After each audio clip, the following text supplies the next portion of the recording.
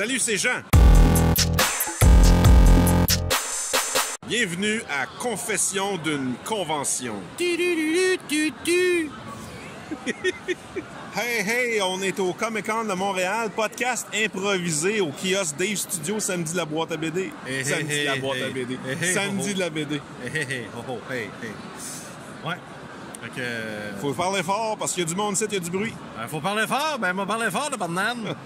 OK, vas-y, tu veux me montrer quoi? Ce que je veux dire, c'est que je suis en train de, entre deux clients, là, de préparer l'épisode 5 du podcast Dave Studio. Ouais, parce que c'est Jean de la boîte à BD et Dave de Dave Studio qui dit. Ouais, c'est ça. J'ai l'intention, c'est comme deuxième sujet, de parler de justement les conventions, faire... quand tu t'en vas dans un festival, dans un Comic-Con, puis tu es un artiste, comment tu peux faire pour rentabiliser une table de 200$ puis de 400$? C'est quoi la différence entre sales, des ventes, puis branding? Puis j'avais l'intention de donner un exemple, faire l'analogie entre... tu t'en vas chez IGA, métro, peu importe, puis il y a des nouveaux biscuits au chocolat. T'as pas besoin d'y goûter avant. Il y a du chocolat, t'aimes le chocolat, tu vas l'essayer. T'sais?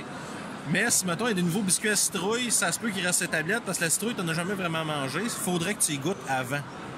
C'est un peu la même affaire pour des bandes dessinées. Il faut que tu y goûtes un peu avant pour savoir, j'aime-tu ça? Ça me tente-tu de dépenser 15$ pour ma boîte de biscuits à citrouille?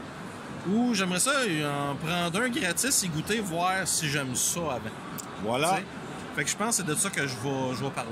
Super, parce que c'est un petit peu ce qu'on fait ici avec la boîte à BD, le comic book, pour le samedi à BD gratuite. On a imprimé plus de copies cette année pour continuer d'en donner dans les conventions.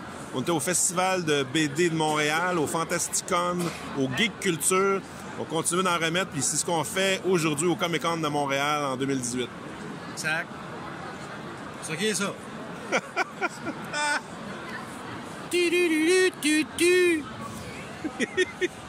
L'affaire intéressante que je me rends compte depuis que je fais des festivals cette année, c'est qu'il y a beaucoup de gens qui connaissaient pas le samedi de la BD et qui, grâce au festival, qu'on leur remet une copie, ils prennent connaissance de cette initiative-là. Moi, ce que je remarque aussi, c'est que quand les gens parlent à l'intercom, on comprend rien du tout.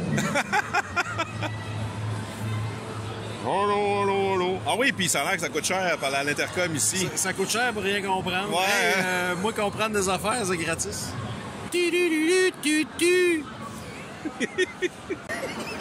Bon. Dave, il y a un nouveau concept là, de commission ou de dessin. Là. Ouais, j'ai une super bonne... Je pense c'est une déconne, comme d'habitude.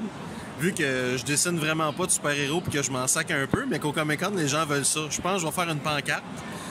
Puis je vais écrire dessus, si tu veux te faire dessiner un super-héros et être déçu, donne-moi 10$. Fait que si, mettons, quelqu'un me demande un Spider-Man, je fais un bonhomme qui ressemble à peine à Spider-Man, je le fais genre bleu.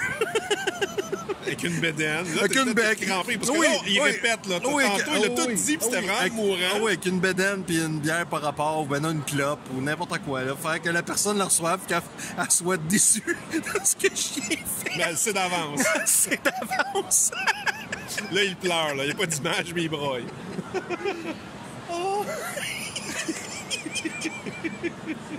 Oh, wow! Je le fais. C'est drôle. Oh, wow! Oh, ouais. Ah, c'est sûr, je le fais. Puis quand j'écris le nom, tu sais, mettons Spider-Man, j'écris le nom. Quand quelqu'un me demande, mettons, de dessiner Spider-Man, je l'écris vraiment tout croche. Tu sais. S-P-Y-H-D-E-U-R-M-A-N-N-E. Spider-Man. Mais la madame fâchée de hier, là, puis il y a une madame qui est venue, c'est la mère d'un client régulier. Oui. C'était sa première expérience au Comic-Con. Elle venait rencontrer des auteurs, mais à l'accueil et un peu partout, il n'y a personne qui parlait en français. La madame était fâchée. Mais justement, tu as fait... Ah oui, tu l'as pris en note! Oui, Dave est en train de sortir son cahier de notes. Oui, j'ai pris en note. Tu comprends toujours des notes? Ouais, puis elle s'est fait dire, the line is there. Elle a dit quoi, pardon? La ligne per law. La ligne est per law. La ligne per law, ouais. Per law. La ligne per law, aussi. Fait que, ouais, c'est ça qui est ça. Attends, on va le faire avant, mec, sur le choix jet. Non, on peut jaser dans ces podcasts de Comic-Con. Ah, all right. Avec Sylvain Boiteau. Ouais, allô, salut tout le Un monde. client de longue date, là, comment t'as dit ça? Designer, Modéliste. modéliste. Ouais. Fait qu'il fait des statues depuis longtemps, dessine, super talentueux. J'ai même vendu des figurines de Goldorak qu'il avait designées Ouais, au magasin. ouais. Vous avez vu ça au cours du temps. Là, Sylvain, il y a un projet de BD là, qui s'en vient. Là. Ouais, on va faire ça avec Danny. Danny Dagenet. Là, tu me jasais de... Écoutez, c'est un nouveau projet qu'on essaye. Et puis, pour la première fois, je vais prendre des modèles pour faire les dessins. On va se baser pour essayer de rendre ça plus réaliste au niveau du design. Et puis, c'est ça. C'est un nouveau projet qui va commencer bientôt. Bien hâte de voir ça. Ben, je te suis, on voit souvent tes dessins de toute façon sur Instagram. Instagram, ouais. J'ai Instagram, que je mets des dessins là. Beaucoup de work in progress, comme on dit. Ouais. Et puis, c'est ça, on s'amuse. Là, t'as fait un gant, là. J'ai vu un gant passer hier. Ouais, malheureusement, je manquais de temps pour le Comic-Con, mais pour le prochain, oui, j'ai fait le gant de l'infini. Ouais. Avec un petit projet le fun comme ça qu'on faisait. Je voulais travailler de la nouvelle matière. C'était du Eva Foam. Et puis, on a ajouté un petit kit de lumière avec ça. Puis, on s'amuse. Bien hâte d'avoir ça. Quand ça sera fini, on fera un petit quelque chose sur YouTube avec ça. Absolument.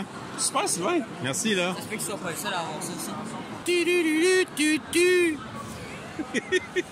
On a su récemment que ça coûtait très cher à l'organisation du Comic-Con pour faire passer un message au Palais des Congrès. Ah oui, c'est vrai, c'est ça. Fait que le message au micro coûte très cher. Sauf que les messages, quand on les entend, c'est... que j'ai full de poils, rectum en sang, ça coûte très cher pour rien comprendre. Alors, c'est maintenant le temps d'une pause. On se laisse avec un grand extrait d'Intercom.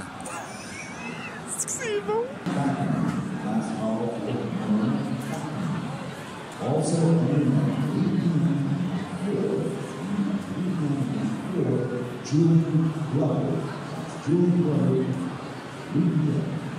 Bonjour, c'est Wayne Gretzky. À mon nom, c'est très grave. Vladimir Chuzaki. Quand l'instant, Canada entière, détermination de vaincre l'espoir pour toi. C'est tout là, grâce à Dieu. Les concessionnaires Ford et Mercury.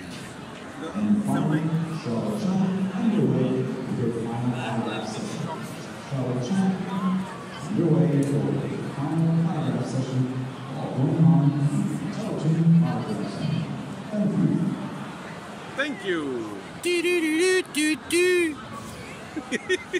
Là, on est avec Danny Giroux, éditeur et auteur de la bande dessinée de super-héros L'Alliance. Et Danny, là on est en podcast spécial Comic-Con de 2018. Parfait. Fait que, Danny, on a fait plein de shows ensemble. On a fait quoi, là? On se voit tout le temps. On a fait le Geek Culture dernièrement, le Festival de BD de Montréal. Ouais, c'était pas à la Longueuil, c'était à Montréal. Ouais. Le Festival de BD de Montréal, ouais. avant ça, on a fait le Fantasticon, les deux fois. Puis moi, j'en ai fait plusieurs autres. Mais Quel autre t'as fait, toi? J'ai fait le Rubicon à Drummondville. C'est quoi, ça, exactement, le Rubicon? C'était une convention qui commençait un peu dans le genre du Fantasticon, mais à Drummondville. OK. Il était à la première édition. J'ai fait le Shawicon. OK, parle plus fort, hein? Il y a du bruit ici, là. J'ai fait le Shawicon. Non, mais... le Shawicon à Shawinigan. OK. Qui était une autre convention. Ça faisait 3 ans qu'il était là. Oui, ça marche bien, ça. C'est un beau convention. Ouais, c'était le fun. Ouais, c'était une belle place. Fait que là, Danny, il vient me jaser, c'est sa petite pause, là. Pour un break. Fait que là, j'ai sacré le micro dans le visage, fait que il est bien content de ça. Ben oui, c'est sûr. Comme la même technique que je fais ces vidéos YouTube, hein, Danny? Toujours. As-tu checké le vlog de Geek Culture? Oui. Oui. Je trouve que j'ai pas beaucoup de présence dedans. Ah ben hey! J'étais un peu déçu, mais c'est pas grave. On va s'en reprendre. Bon, David, sur ce, s'achève le samedi. On a eu droit à un petit épisode odorifique tantôt. Ouais, il y a un esti de cave qui a mangé du poisson, qui est allé crisser ça dans une poubelle. Puis pour être sûr de camoufler l'odeur adéquatement, il a juste mis un papier dessus, déposé le papier sur le poisson qui est en train de pourrir. Fait que finalement, ben, ça l'a attiré les mouches. Fait que c'est ça, ça l'a empesté partout tellement qu'on pensait que c'était nous autres qui puaient des pieds ou de l'arrêt. Fait qu'on n'arrêtait pas de chercher l'odeur de poisson puant qu'on n'a pas trouvé. Ben que finalement, notre collègue d'à côté qui a trouvé, qui a vu que... qui a décrit la situation. Là, ce que les gens qui t'écoutent ne peuvent pas voir, c'est que tu pointais le collègue à côté. Ah ouais, exactement. Ben oui. Fait que finalement, fait que c'est ça. On fait tellement ça pour rien en ce moment. Ah non, c'est n'importe quoi. Non, mais peut-être pas, on va biper peut-être un peu. Ça va juste être drôle. Eh boy, ouais, c'est ça. Les conventions. Non, comment on appelait ça, le confession de convention? Confession de convention. Ouais, c'est un bon titre. Là, c'est la dernière journée du Comic-Con. Encore, on est sur le podcast live au Comic-Con de la boîte à BD des studios. On est avec SV Bell du mensuel Nocturne. T'es pas sérieux? Nocturne en plein jour, moi je ferais pas ça. Non, mais c'est ça. En tout cas, ici au Comic-Con, ça va vraiment très, très bien. On est super contents. Il y a des gens qui viennent de partout au Québec, qui ont vu Nocturne quelque part dans un dépanneur, d'un couche-tard, d'une tabagie. Là, ils arrivent ici, puis on s'en vient chercher les numéros qui manquent. Fait que c'est vraiment le fun de voir ça. Des gens qui sont même pas dans mon réseau de contact. Là, vraiment, ça arrive de partout. Ils ont vu ça quelque part sur une table ou dans un des points de chute gratuits qu'il y a ici à Montréal. Puis là, ils viennent chercher les autres numéros. Fait que ça, c'est vraiment trippant. Là, genre, j'ai rien à dire. Là. Il est super souriant puis bien content. Fait que, ouais, il y a eu un beau week-end. Oui, absolument. Fait que, en tout cas, venez nous voir s'il est encore temps, mais sinon, on se reprend au il sera pas temps. Ça va être passé. On peut pas l'uploader, mon... Non, c'était un podcast. Ouais, c'est un podcast. C'est sur Internet. C'est supposé être instantané. Ouais, mais checkez ça, le mensuel Nocturne, j'en ai à la librairie. Ou sinon, vous pouvez vous abonner à ce mensuel-là. Oui, vas-y, à quelle adresse? Ben, c'est ça, via mon site web sur lemensuelnocturne.com. Fait que tous les tarifs sont là, de l'abonnement comme pour le Québec, puis international aussi, ceux qui sont plus loin. Puis sinon, ben, la meilleure façon, c'est vraiment de se rendre en librairie. Là, vraiment, tout est là aussi. Puis tu peux comme consulter, choisir quel numéro tu veux avoir. Puis sinon, ben, dans les conventions, le Comic-Con, il y a le Fantasticon qui s'en vient aussi. Il en faut un autre, hein, cette année, ouais? Oui, le 16 septembre. Ah, en septembre? Ouais. Très bonne idée. 16 septembre, Fantasticon. Il y a aussi le festival Requiem qui s'en vient un petit peu plus tard je pense en septembre aussi, octobre peut-être. J'ai pas les dates avec moi. Là. De toute façon, on va savoir ici ou en décembre le Mini-Con. J'imagine qu'ils font encore ça. Absolument. Le Mini-Comic-Con, il y a celui d'Ottawa en novembre. Puis le Mini-Con, ça, le mini... Ouais. Ouais, ça en décembre. Fait que c'est ça. Ottawa en novembre, puis décembre, c'est ici Montréal. Palais des Congrès. D'ailleurs, il faut que j'aille t'acheter le dernier numéro pour la librairie. Je ne l'ai pas fait encore. Je suis en train d'oublier. Je m'en vais faire ça. Là. Tu vas te faire ramener à l'ordre dans tes clients. Hein? Ouais, c'est ça.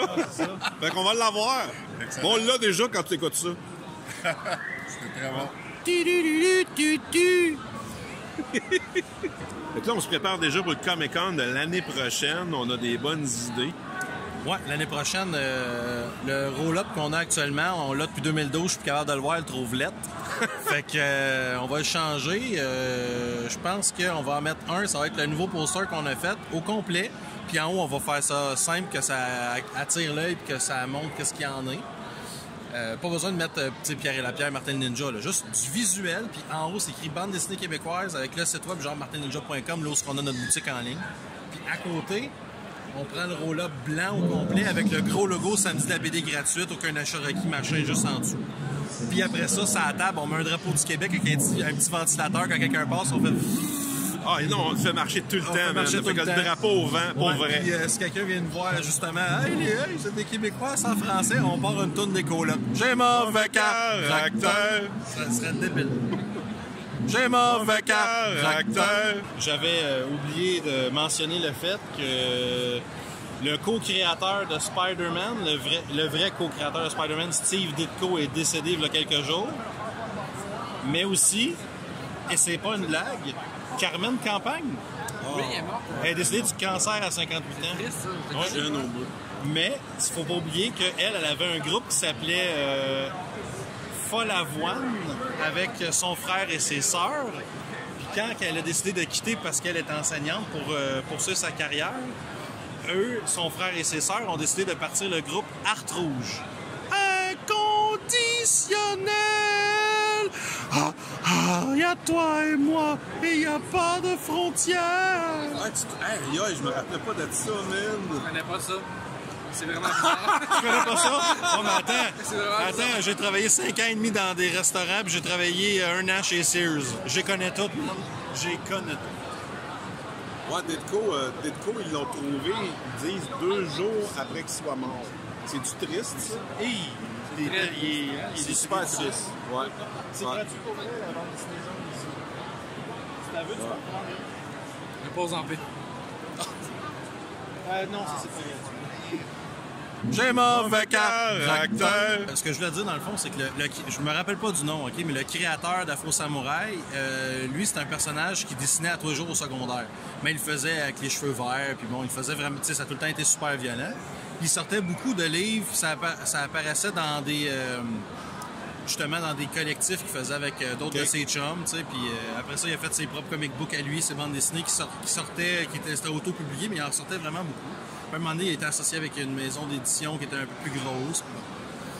Mais à un moment donné, ils ont décidé de, comme objet de collection, de sortir une figurine d'Afro Samouraï avec la tête de son père dans l'histoire qui est mort, qui était comme une bague qu'elle a avec. Ils en ont sorti juste 1000 copies. Puis à cause de ça, à un moment donné, un des gars qui travaille à la boîte d'animation, dont j'oublie le nom aussi parce que je suis pourri pour retenir les noms, il a vu la figurine, puis il a rentré en contact avec, il a dit « Regarde, on cherche un nouveau projet, animer quelque chose de différent que personne n'a vu, fait qu'on aimerait ça faire le dessin animé de ta bande dessinée, ça te tente-tu? » Il a dit oui. Fait que c'est comme ça qu'ils ont embarqué avec Hollywood, avec Samuel L. Jackson, justement, pour faire les 2 séries de dessins animés Afro Samouraï. Fait que ça a parti de rien, mais c'est très chanceux aussi. Bonjour. Bonjour.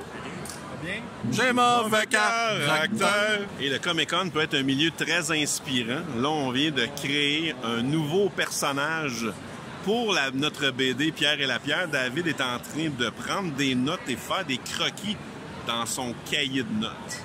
On dit pas c'est quoi, hein? On dit pas c'est quoi. Ça va être dans un Pierre prochain. Mais ouais, c'est trop bon, là. Fait que à chaque fois qu'on a des idées de même, on met ça dans le cahier, on prend des notes, puis on vient de pogner, on est sûr, je dirais à 99% que c'était un moyen crosseur. J'ai mauvais caractère. Puis là, on jasait avec François Chartier. Puis on a appris que sa conjointe, qui travaille sur le Lady Baby Cake. Comment elle s'appelle? Lady Baby Cake? Il me semble que c'est ça, Baby Cake. Baby Cake. Là, ils ont un projet de BD ensemble. Ben, elle fait des peluches, des toutous pour Stéphanie Leduc. On l'a appris par Thierry Labrosse, d'ailleurs. Oui, fait que quand tu t'en vas dans un Comic-Con, tu apprends des affaires par la bande. Puis, fait que moi, je savais pas qu'il y avait quelqu'un de quand même relativement proche de nous autres. C'est quelqu'un qu'on connaît quand même, là, qui fait des toutous. Fait que je suis allé la voir, puis j'ai l'intention de faire des toutous du Gouel, du personnage de Dave Studio. Fait que on va en faire une très petite quantité limitée. On va voir comment les gens, les fans répondent à ça. Fait que parce qu'en fin de semaine, on a eu une belle surprise, une grosse révélation. Une grosse réaction des geeks. Des geeks féminins? Oui, des filles. Ça se dit-tu de même? Ouais, des filles, les filles geeks. Oui, pas les filles, les filles geeks. Les filles geeks. Hey, on l'a dit 50 fois. Capoté ces gouelles. Tu couperas ce bout-là. Ouais, ils ont capoté sur les gouelles en figurine, fait que tant mieux parce que c'est un personnage inventé, puis je trouve ça cool, là. C'est tout le temps touchant de voir quelque chose que tu as fait que les gens aiment, là. Fait que on va le voir que ça donne en toutou, fait qu'au pire, si on n'en vend pas, me garder, on m'en fout. Oui, je pense que ça va bien marcher, ça. Je pense qu'elle commence à quelque chose qu'il va falloir qu'elle va revenir à. Ah ouais, elle va peut-être être obligée d'en faire plusieurs après. Ouais. Fait que, à suivre. J'ai mauvais caractère. Là, il reste à peu près 45 minutes à la convention. Tout le monde a l'air de tranquillement s'en aller, les aller. Il y a du monde, mais on ne sait pas trop. Fait qu'on dirait qu'on fait du temps en ce moment. C'est ça. On attend, mais on a comme vraiment moins d'énergie. Moi, j'ai une technique pour pas avoir l'air trop bête que j'ai développée avec les années. C'est, je m'accote, j'ai une bouteille d'eau, je regarde partout et nulle part en même temps. Puis quand quelqu'un parle, je fais signe oui de la tête doucement avec un petit beat comme ça. Vous le voyez pas, là, mais si vous passez au Comic-Con, vous me regardez à la fin d'un show, j'ai l'air de faire des oui-oui avec la tête, puis que c'est ça. Ça m'aide à pas avoir l'air bête, puis les gens pensent que je m'intéresse à ce qu'ils font. Voilà. J'ai mauvais caractère. Nous avons cette opportunité de vous remercier de votre présence et de votre contribution au grand succès de la 19e édition du Comic-Con de Montréal. Nous espérons vous revoir très prochainement. Très prochainement. Dans un an. Très prochainement. À l'année prochaine. J'ai mauvais caractère. Merci beaucoup de nous avoir écoutés. On est présentement sur un chemin de détour, pogné dans le trafic, à l'air climatisé par contre. Fait que merci beaucoup de nous avoir écoutés et au prochain Comic-Con. Inconditionnel! Y a toi et moi, et y a pas de frontières! Je me rappelais pas de ça, man! Je connais pas ça.